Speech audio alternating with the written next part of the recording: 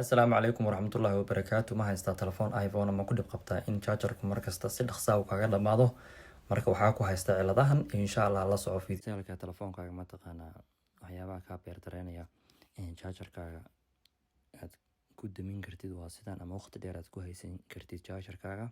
Marka koowaad waxaad sameynaysaa setting markaad aadid waxa ka sii aadaysaa meesha ay ku qoran tahay in general ku sii qoran tahay kabacdi waxaad ka sii aadaysaa background app meesha ay ku qoran tahay background app is refresh baad ka sii aadaysaa waad ujeedaa dhammaan waxaan way furin markasta waxay isku dirayaan mataqaanaa refresh inay aadaan. Marka waxaad sameynaysaa markaad ku dhufatid background app is refresh kaas kor ku yaala waxaad sameynaysaa off markaad dhahdid dhammaantooda hadda ma ujeedaa markaa cunayaan charger.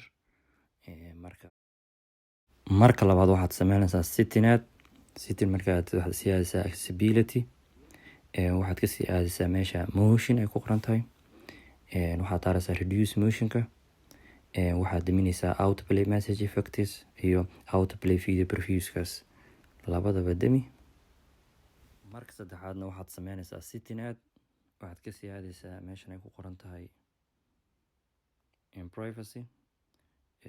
privacy waxaad kasii tegaysaa meesha ugu koreysa ay ku qoran tahay location service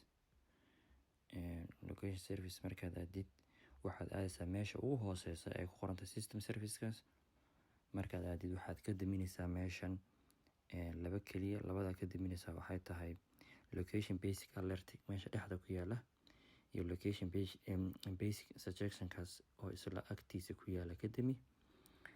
Markaad halkaa ka damisid hoos usoo dhaalac meeshan ay ku qoran tahay product improvement gaas ugu hooseeya ugu hooseysa afartaba dami.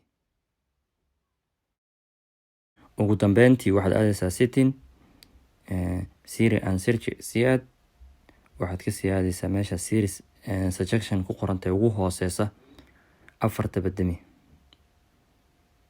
sida bilaamicnu beertiirada uu cunayaa. Marka waxaa la hubaa in ay ku anfaaci doonto. Hadduu ku anfacay fiidiyogan la wadaag saaxiibada.